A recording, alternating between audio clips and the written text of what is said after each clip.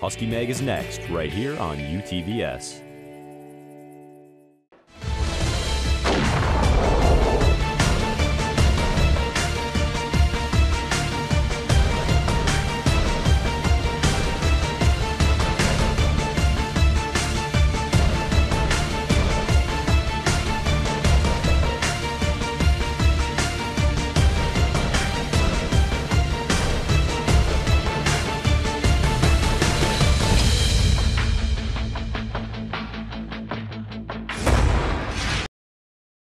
Hello and welcome to this edition of Husky Mag. I'm Joseph Scrella alongside my partner Kirsten Kroll, and it's been a great week of sports, hasn't it, Kirsten? Yes, it has, and we have lots to talk about. What an exciting week it's been for Husky sports, Joe. Absolutely. Well, I'm sure excited. It's been a good season so far, especially for the football team. Absolutely.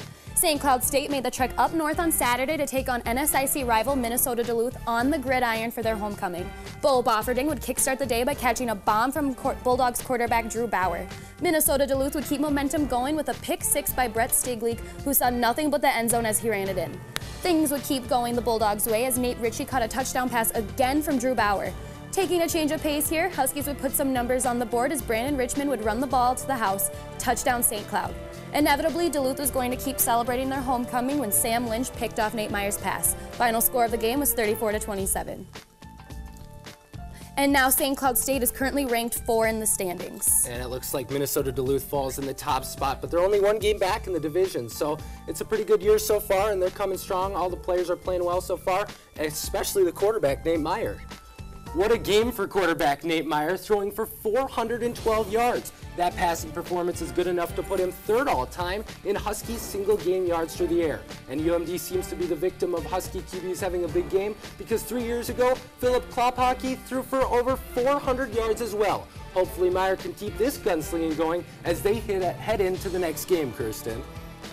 And the next game is at home against Minot State, and then we head to Bemidji, and then we go to MSU Moorhead, Northern State, and then finally UMary to end the regular season. So a good final stretch here coming up at home. Yep, lots of opportunities. The division could be anyone's.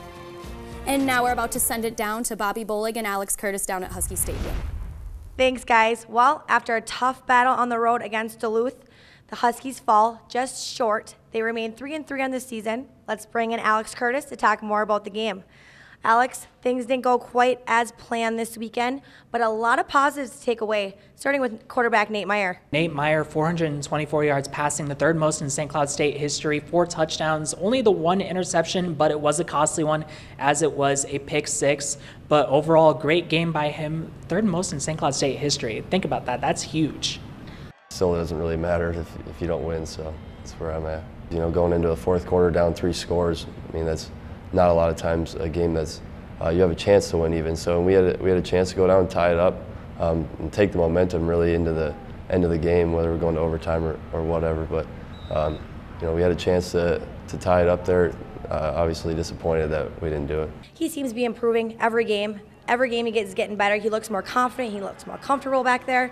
You know, really controlling the offense. But what I always say for a great quarterback to throw for that many yards, you got to have someone on the outside to catch the ball.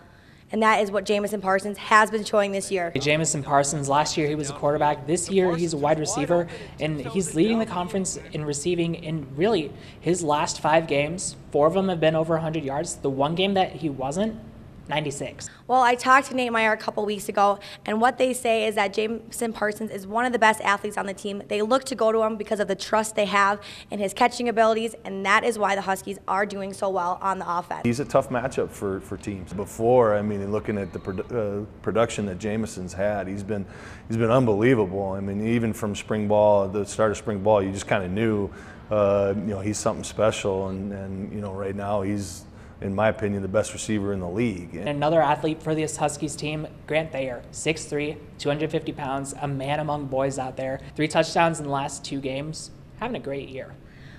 Now, Alex, we can't give all the love to the offense. The defense definitely came to play this weekend.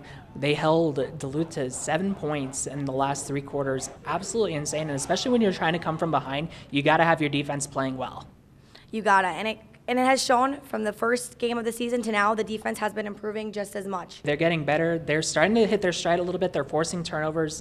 I thought our defense took a step forward this weekend in the play, particularly up front in the front seven. Now we just need to, every weekend, every down, we need to be able to do that if we're going to be a good football team.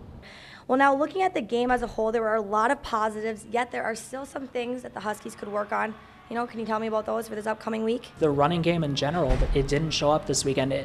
They had just 70 yards total rushing, and now Liddell White had 53 of those, but really the running game wasn't really there. We still have to run the football, and I think we ran it like 30 times plus in the game against Duluth, and you still have to. You can't just be one-dimensional. So they still have to defend it, and we tried to mix up the down and distances of when we would run it, when we would throw it. But at the end, in the fourth quarter, it became an obvious passing situation. This weekend, as they take on Minot State. Minot State is 1-5 in the season. They are coming off their first one this past weekend, so a little bit of confidence coming into this game against the Huskies. But like I said, it is a conference game. All the NSIC games are tough. What do you think is going to come this weekend? Well, first of all, the Minot offense can't turn the ball over. They've given up 15 turnovers on the year so far. They've got 12 interceptions and 3 lost fumbles. So the Huskies defense, I hate to use a pun here, but they could have a field day here. The kickoff will be at 1 p.m. on Saturday. Husky Productions will have your full coverage with Jeremy Klein and Alex Curtis calling the game. From us down here, thanks Alex so much for coming out. Thank you. Back to you guys. Keys to the game on Saturday for the Huskies when playing Minot State are going to be to step the defense up as a whole and to not let the opponent get ahead right away. Absolutely, and that game will kick off 1 p.m. on Saturday at Husky Stadium. When we come back, we're going to talk a little bit about hockey. The Huskies men's hockey team was in Alaska in a tournament. And women's hockey headed down to the Twin Cities to take on the top-ranked Minnesota Gophers. All of that and more when we come back.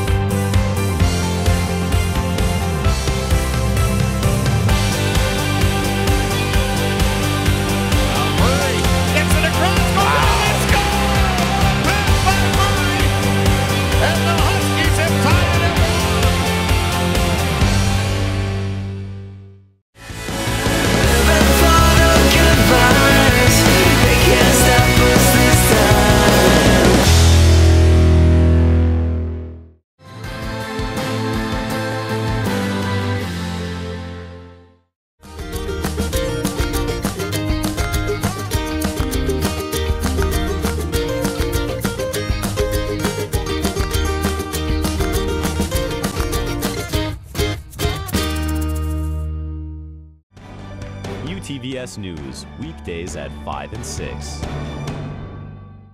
You're watching UTVS, local TV for the Granite City. UTVS News, weekdays at 5 and 6. UTVS News, weekdays at 5 and 6. You're watching UTVS, local TV for the Granite City.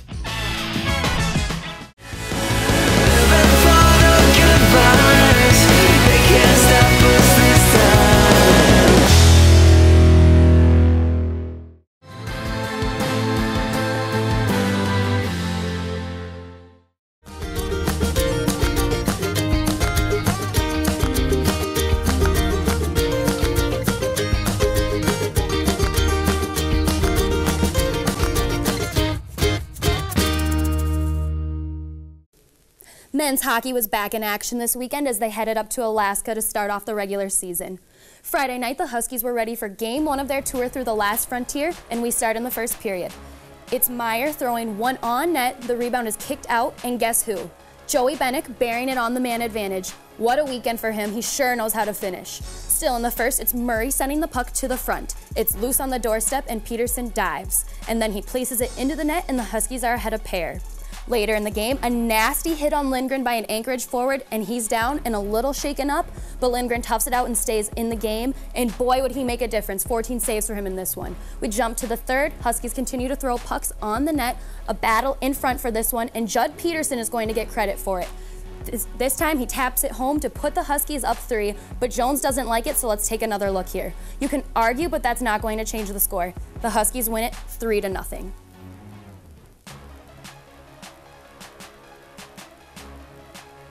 And then as we take a look here, we see our scorers here, Joey Bennick, Blake Winicky, and Judd Peterson. Yep, and they got the 3-0 win. Game 2 of the weekend Alaska series, the Huskies trying to keep momentum from Friday, set to take on Anchorage early in the first. It's Lazat in the slot, and whoop! The spinorama dish across to Robbie Jackson, who puts it under the crossbar to give the Huskies the 1-0 lead. Later in the period, St. Cloud on the power play. It's Russell behind the net. He throws it in front, and Joey Bennick puts it away. Later in the period, Lazat again from the point, throwing one on net. The deflection goes right on the tape of Jackson, who bought a one-way ticket to Geno City. He one times his second of the game, and the Huskies are ahead 3. We head to the second period. Huskies still up 3. They can't blow this, can they? Uh-oh, it's Tad Kozin on the doorstep, and that 3-goal lead is now a 2-goal lead. Later in the period, Anholt from a sharp angle. It slips through, and all of a sudden, one final period, the Huskies ahead by 1. Add a little cushion for us, Morley. He buries a beauty to put the red and black up a pair. No looking back for them. The Huskies would add 2 more and seal the deal with a final score of 6-2. Robbie Jackson, the benefactor of this game, he tickles the twine twice, Morley with a goal and an assist, and Murray does the same.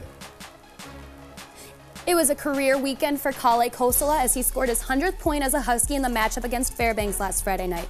Kosola fought injury most of last season, but still managed to end up with 99 points. His health is arguably back to 100% this season, which could be attributed to his success early on this year. In 4 seasons with the Huskies, Kosola has 34 goals and 66 assists. He is the 27th player in team history at the Division I level to score 100 or more career points at St. Cloud State. Yeah, I knew right away. I tipped at the puck.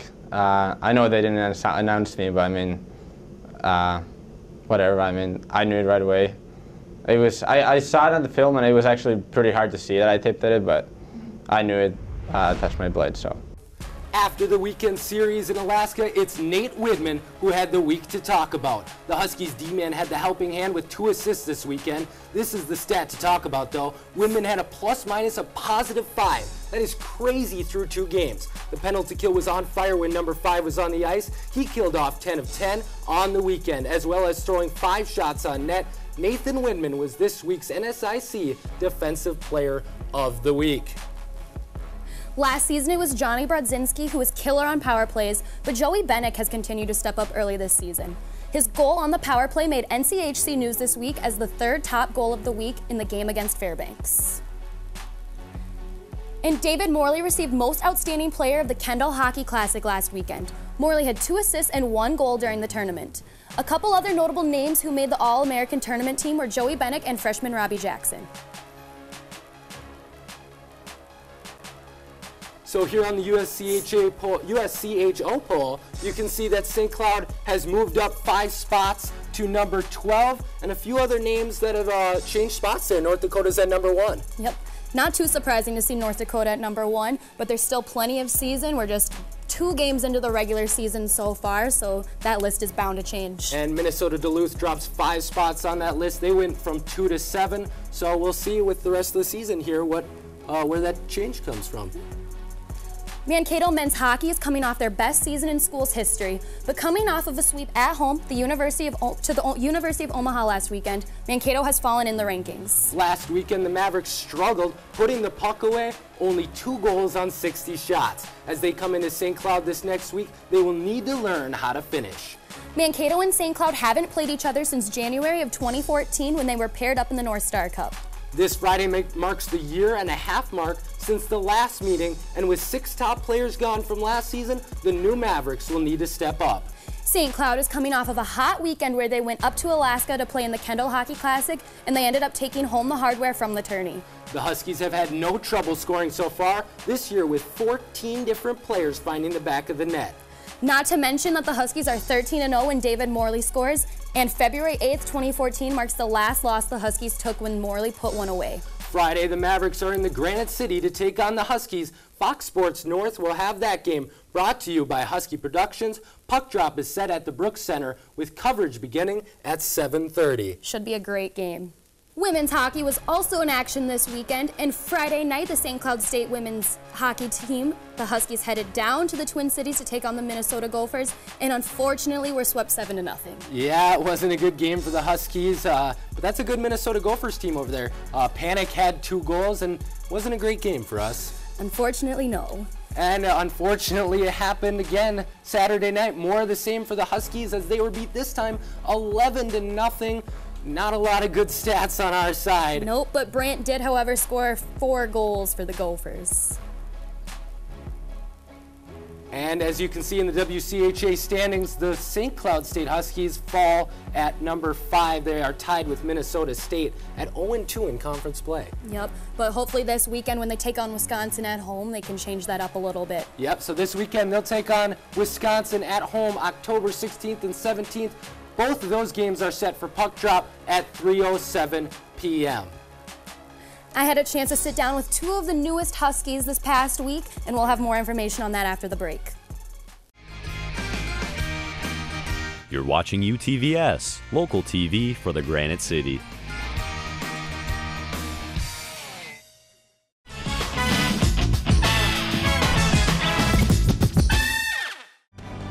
UTVS News, weekdays at 5 and 6. UTVS News, weekdays at 5 and 6.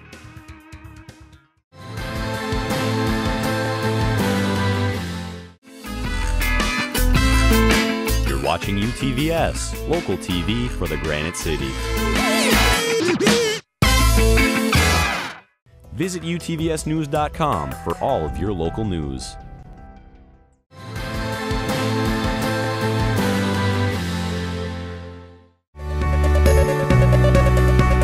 Watching UTVS, local TV for the Granite City.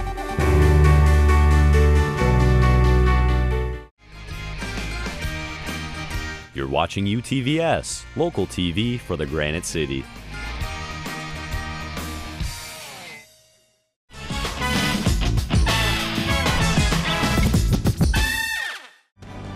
UTVS News, weekdays at 5 and 6.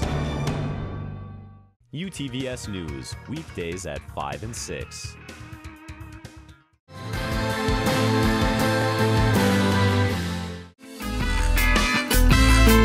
You're watching UTVS, local TV for the Granite City. Visit utvsnews.com for all of your local news.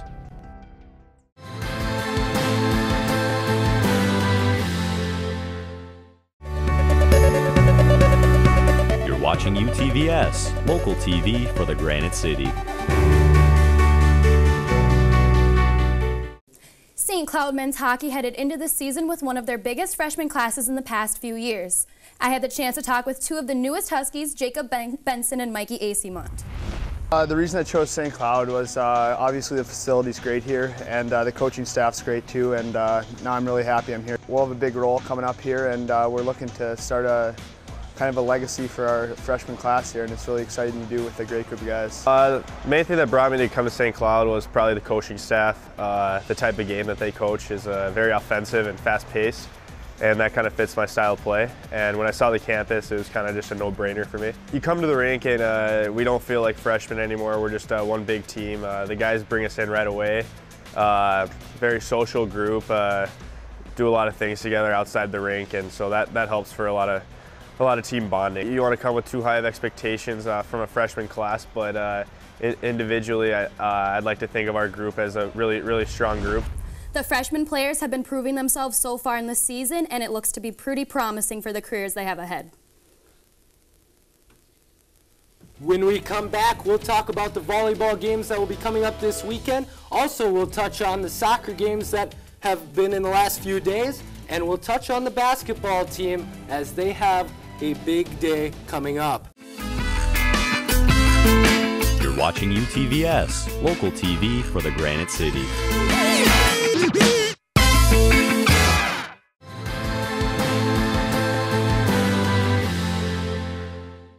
UTVS News, weekdays at 5 and 6. You're watching UTVS, local TV for the Granite City.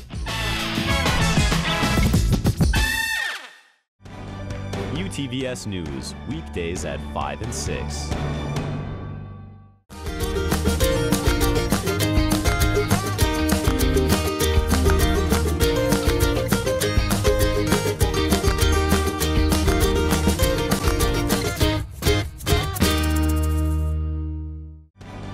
UTVS News, weekdays at 5 and 6.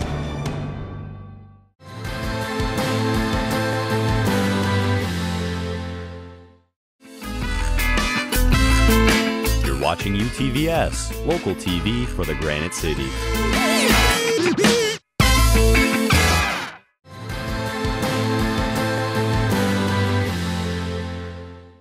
UTVS News, weekdays at 5 and 6. You're watching UTVS, local TV for the Granite City. UTVS News, weekdays at 5 and 6.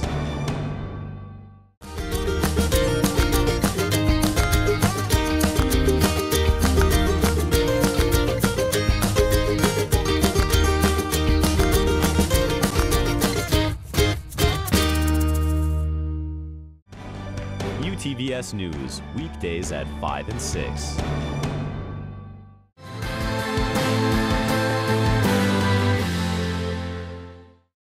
Friday night, the St. Cloud women's volleyball team battled it out with the University of Sioux Falls, and it was a close one, but St. Cloud came out on top, winning 3 out of 5 matches. Macy Weller led Huskies with 12 kills, 1 ace, and 5 blocks on the night. Saturday wouldn't be as promising for the Huskies as they were swept by the Mustangs. Sophie Jaskolski stood out for St. Cloud with 8 kills. Let's head to the pitch where the Huskies were at home against Wayne State. 28 minutes in, it's Michelle Cornell ringing the crossbar, and Alexis Starr is there to put it away on the wide open net. Just 6 minutes later, it's Starr again, spinning away and burying the left footer to put the Huskies up 2-0. Just 5 minutes after that, it's Kylie Cleary on the set piece, and watch this. Bend it like Beckham, more like bend it like Cleary. What a beauty by the freshman forward for her first of the season. But this game was taken over by the all-star Alexis Starr. She puts home 2, bringing her season total to 4 goals on the year. Add an assist to that, and Starr is now the second on the Huskies for scoring. A good season so far for her and the rest of the Husky unit. Well, as you can see here, St. Cloud State is 5th in the NSIC women's soccer standings. Yes, they are, and they're not too far behind either. Nope, 17 points here, 5-2 record for them, and they're coming up here on Augustana. Yes, they are. Well, basketball season is coming up. Yes, it is, Joe. In fact, this weekend, the men's and women's basketball teams will be hosting their showcase. That's right, October 19th at Hallenbeck Hall, there will be tons of events starting at 7 p.m. There will be player introductions, dunk contests, as well as men's and women's scrimmages. Also stick around for the meet and greet with the teams, which will follow the players and coaches' interviews. Coming up after the break, we have Player of the Week. And the best part of our show, Blizzard's Best, will be up right after this. You're watching UTVS, local TV for the Granite City.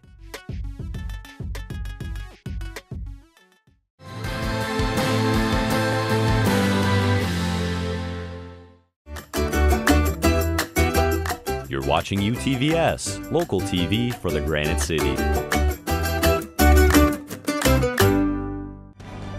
UTVS News, weekdays at 5 and 6. You're watching UTVS, local TV for the Granite City.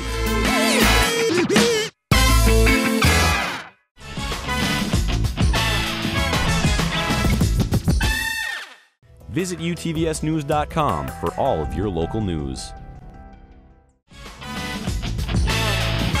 You're watching UTVS, local TV for the Granite City.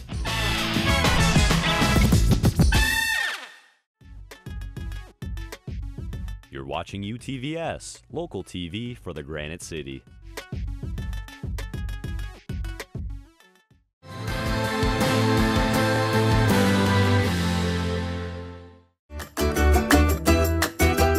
You're watching UTVS, local TV for the Granite City. UTVS News, weekdays at 5 and 6. You're watching UTVS, local TV for the Granite City.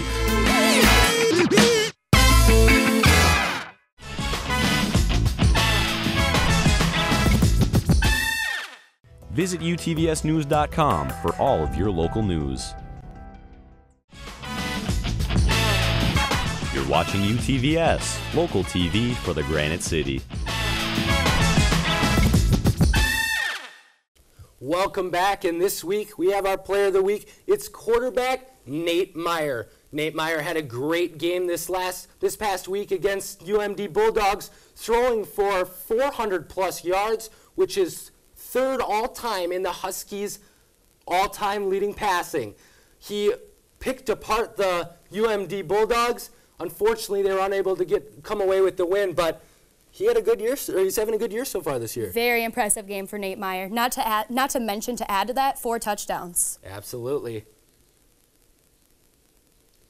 It's that time again. The best part of the show has arrived, where we're going to bring you Blizzard's top 3 best plays of the week. So let's get it started with number 3. It's hockey, and Peterson sacrificing the body to put away the goal. What a play by Judd Peterson. That's what you want to see out of your seniors. Coming in at the second best play of the week is Robbie Jackson with a pair of goals in the first period against Anchorage in the Kendall Hockey Classic. This kid is finding the back of the net, I tell you. This is one freshman who is definitely making a name for himself early on. And finally, we have the top play of the week. Welcome to Snipe City, USA. Kylie Cleary with the bender. That's one play that I want to see again. Kylie Cleary with the top spot on your Blizzard's Best. This just about wraps it up here for this week's edition of Husky Mag. Yes, it does. Thank you for joining us. For my partner, Kirsten Kroll, I'm Joseph Skrella, and we will see you next week.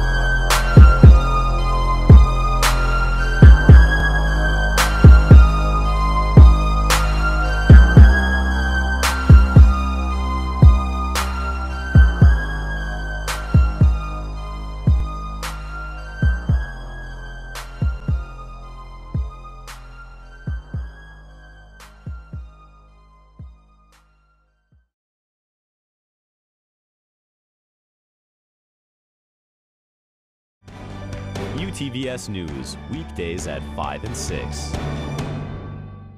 You're watching UTVS, local TV for the Granite City. UTVS News, weekdays at 5 and 6. UTVS News, weekdays at 5 and 6. You're watching UTVS, local TV for the Granite City. You're watching UTVS, local TV for the Granite City.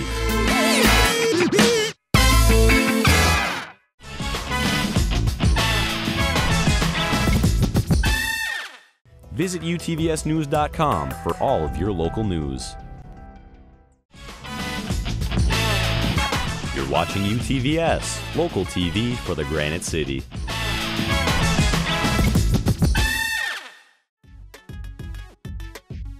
You're watching UTVS, local TV for the Granite City.